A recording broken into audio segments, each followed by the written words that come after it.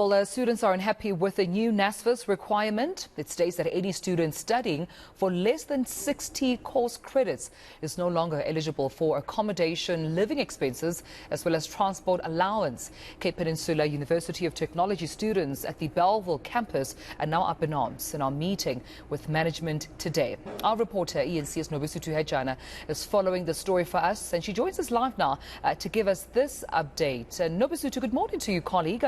Let's talk about what exactly the students are lamenting. It seems they stand to forfeit being NSFAS beneficiaries.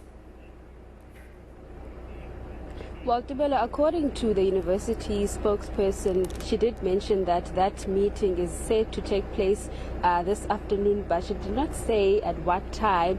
But moving around the campus, you can see a high contingency of law enforcement. We've seen 2 police signalas, and at the gate there are private securities that are safeguarding this institution. The university also releasing a statement yesterday that some of the issues that they received from the students, they from the ranges of their complaints about the cafeteria and the issues of accommodation. But just to get a sense of the real issues from the students, we are joined by the SRC, and they will tell us about the exact issues. Mr. Ramau, can you just tell us about what exactly are the issues that you've got from the students and the SRC's position at this point? Thank you very much, my sister. As CPUT students, there are a lot of issues that we are facing here, and then some of them we know very well that there are external issues and there are internal issues. The external one is the issue of NSFAS. NSFAS is actually doing as they wish. They have centralized powers. So those are that's the actually external matter. The internal matter is that there is the issue of qualification. That students who graduated in this autumn graduation, those who are still owing, they didn't get their qualification. And second to that, there are still students who are still sleeping at the student center. The first year students, they're still sleeping at the student center. And even at Marikana, there's a building that actually has 16 rooms, and there are 103 students that are sleeping there. In a single room, you find that there are 6 students who are sleeping there. And then now you can't actually accept that. It's like you're acting normal in an abnormal situation. It's unacceptable. And the issues of shuttlers here, there are no shuttlers. There's a building called South Point. It has got 800 students, but they give a student of South Point 65 seaters. That's a problem. Now we are actually approaching a mid-year exams, but those students, they still complaining about such issues. There's issues of clinics. If ever I can go to clinic now, I can tell you you're not going to be assisted. They're going to actually tell you that you must make an appointment for tomorrow. And when you go tomorrow, they're going to tell you that it's fully booked. You must actually come the day after that. So those are the issues that we are facing. And then we are actually calling upon the management to actually come and meet with us. They are not actually willing to come on board. Yesterday, there was a news flash that they released. They said we should actually meet today. But even today, we never, as SRC, I'm the SRC president, we never got any email, a special email to say that we are meeting at this time, at this venue. They never actually give us the logistic of the meeting. Hence why we are here. We also want to meet with the management. Sure. Tell me, just highlight some of the issues, because we've seen there were violence actions, and the university also saying that those who are involved, they will be disciplined accordingly. I think, good morning and thank you very much. To be honest with you, what happened is that I'm going to take you back to what we did. We actually called 2 mass meetings last week, Thursday and Friday. And then on Friday, we decided to then send a memorandum of demand to the management, of which it was received by the DVC of Operations, Professor Mayende. He received with a demand from the student that the Vice Chancellor of the university was then going to come on Monday to address or to actually respond on these issues in front of the students. We are, as we're speaking to you right now, we have not received any feedback on those. What happened is that when the newsletter was released, it was said that anyone who's found to be disrupting or vandalizing the university is going to be charged as per the rules. However, I want to state in this, we are saying that we have not been invited by the management to come and debate on the matters as the president alluded above.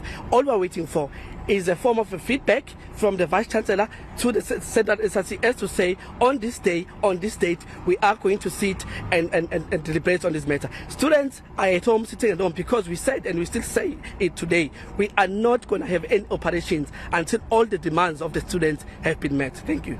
All right. Butwami, also we understand that the issue also at Wellington, they also have similar issues. What has been the engagement from that side, and maybe do you know what management has said? Have they responded to some of the issues? Thank you, Siswam. I'm Katleo, Secretary of the Bellville campus. As the local SRCs, which constitutes Bellville and Wellington, we safeguard the interest of our campuses. So Wellington SRC, local SRC, have engaged with management, but also they reached a deadlock, hence the events that undertook there. The management has sent a news flash informing all students of the events that happened in Wellington. And what happened is that there was misinformation, because the management of the university, it must be very clear, the management of the university is very quick to deploy security against the students, but they are not willing to engage effectively and speedily with the student leadership to address student issues. We wouldn't be where Wellington is or where Bellville is if the management is taking the student leadership serious, because the CPUT and Professor Nhlapo, as the Vice Chancellor, he must start leading, because we want student leadership to be recognized so that we can advance student issues without any violence that is been occurring in Wellington and also here in Bellville. President, lastly, what is the way forward now? Because we're seeing that there are no operations at the university and we're not seeing students on campus. Okay, thank you very much again. What we are actually waiting for is just waiting for management to come on board, to come and engage with the SRC leadership, actually deliberate on this matter, so that we can actually get a way forward. You understand? So those are the things that we are waiting for. And also, last if not least, we are actually condemning each and every vandalization in this university. We don't condone those things as a student leadership. And most of the time, I can actually give you an example. Last time on Monday, we met at Freedom Square there.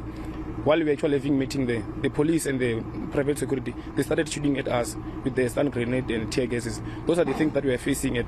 Even some students, they are actually going to counseling. They are traumatized with this situation that we are actually at here at these universities. So we are calling upon Prof. Chris Nhlapo, the Vice Chancellor of the university, to come on board and actually talk about the issues of students. Sure. Because of time, Buti, I'll come back to you.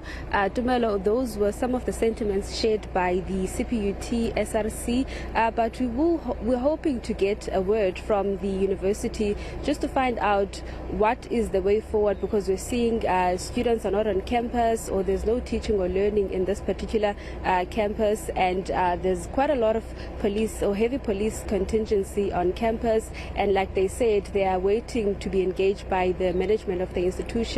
Like we've heard from the spokesperson Lauren Kensley that there will be a meeting, but she did say that there were no incidents that were reported from both campuses, the one in Wellington and here in Bellville, about incidents that took place over the night.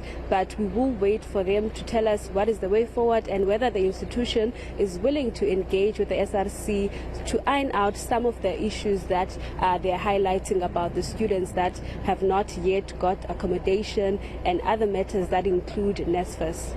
All right, well, we'll of course be on standby to hear what that response looks like, Nobesuthu Hejana, because if there are no teachers or lecturers, including students on campus, it very well means that class might be interrupted. That's if they haven't gone the route of conducting online lectures. But we'll be sure to catch up with you again, colleague, as soon as we receive that word on what the way forward is between management as well as the students.